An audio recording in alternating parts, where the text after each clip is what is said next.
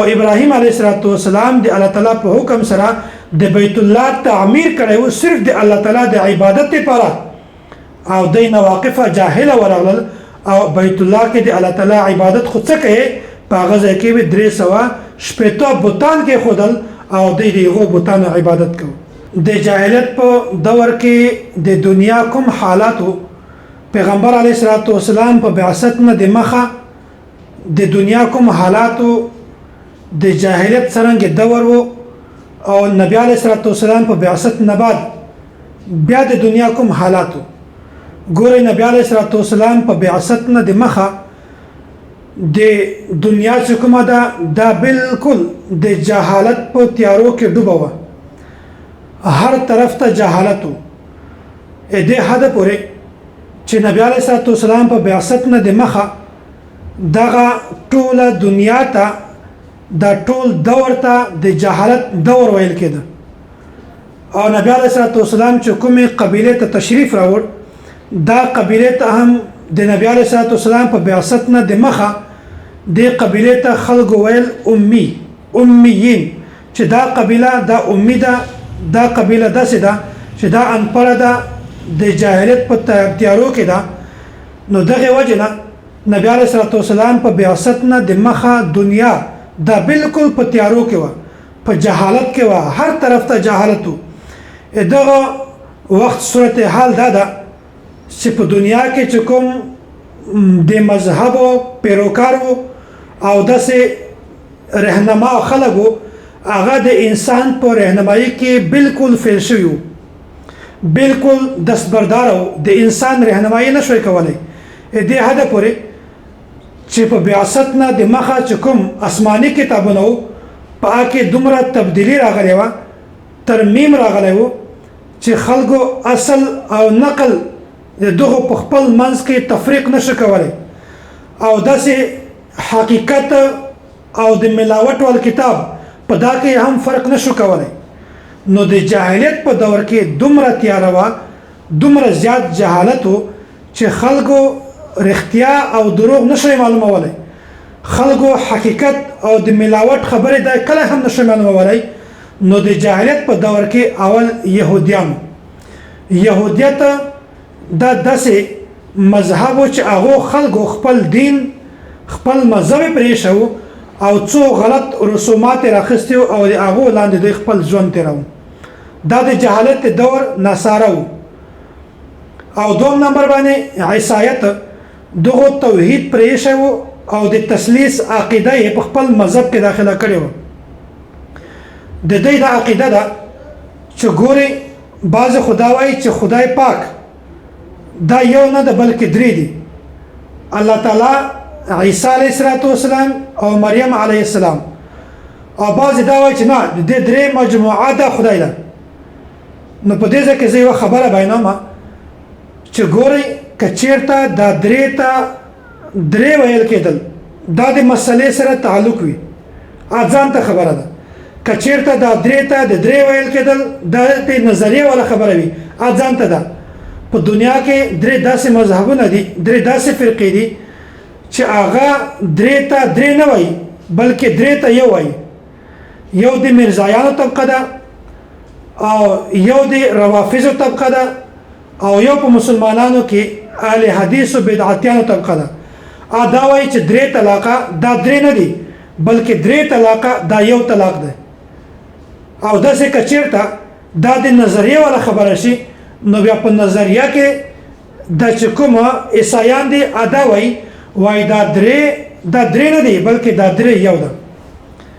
نو موږ اهل سنت والجماعت دا خبره بیانوو وایي که چېرته د نظریې والا مسله وي موږ بیا هم درې ته درې وایو او که چېرته د مسئلې والا مسله وي مسئله وي د شریعت مسله وي موږ بیا هم درې ته درې وایو نو دا ګوري د جاهلیت په دور کې د دغو عیسایانو دا نظریه وه دا حالات وو دا جاهلیت وو د دې په دور کې او داسې د ایران چې کوم مجوسیانو دغو د الله تعالی عبادت نه کوو دی د ور ته به یې سجدې لګولې د هغې پرستش به کوو د هغې عبادت به کوو او په ظاهره به دوی دا ویل چې موږ د الله تعالی عبادت کوو حالانکې د دې خبرې د حقیقت سره لري لري پورې هم هیڅ تعلق نشته. د جاهلیت په دور کې داسې خلکو چې دغه د جاهلیت یو بل اندازو هندوان چې کوم وو دا بت پرستی به کوله او په شپږمه صدۍ کې ډېر زیات عروج واخیسته، ډېر زیات شو دې حده پورې چې د دوی کوم بوتانو دا په لکاو نه په کروڑاو تعداد باندې وو او دوی د بوتانو عبادت کوو او دوی د جاهلیت په دور کې اسلام نه پیژانه، شریعت نه پیژانه. نو چې کله پیغمبر علیه الصلاۃ والسلام بعثت وشو دا د دې چې کوم جهالت او د دې کومه گمراهي وي دا پیغمبر علیه الصلاۃ والسلام ټول ختم کړي. او د غرنګ د عربو د حالو چې هغه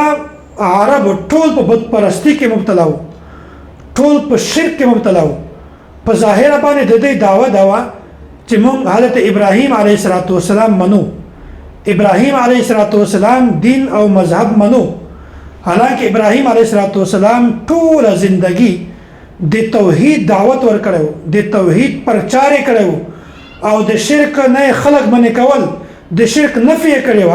او ابراهیم علیه السلام د الله تعالی په حکم سره د بیت الله تعمیر کړو صرف د الله تعالی د عبادت لپاره او د نواقفه جاهله ورغلل او بیت الله کې د الله تعالی عبادت خو څه کوي په غزه کې به 300 بوتان کې خودل او د دې بوتانو عبادت کوي. دغه بوتانو ته به د خدای نه ویل، حالانکه د څومره جاهلیت ته څومره نواقفي ده دغه د نن سبا د شریعت سره هیڅ تعلق نشته. پیغمبر علیه السلام چې کله بعثت وشو دا ټول جهالت ختم شو، دا ټول تیاره دا پرانا باندې بدل شوله. نو عرب هم دا ډېر زیات په بت پرستی او په شرک د نبی علیه السلام په بعثت نه د مخه د مبتلا و. د غرنګ د عدل او د انصاف د حل چې په هغه کې لا قانونیت او قانون نه او د ظلم رواج و. کچیرته به داسې و په اردو کې یو محاوره استعمالیږي وایي جس کی لاټي اس کے بینس. مطلب دا و چې غټ کس وو د هغه لپاره به ځان ته قانون، غریب کس وو د هغه لپاره به ځان ته قانون. نو انصاف کله هم د جاهلیت په دور کې نه و. کچیرته به یو داسې کس چې هغه امیر کس وو، مالدار کس وو او صاحب حیثیت به و، څه کوالټي به و، حیثیت به و، بیا به چې کله هغه چا مړ که بیا به د هغه په قتل کې به ډېر زیات کسان د دنیا نه لرې کول،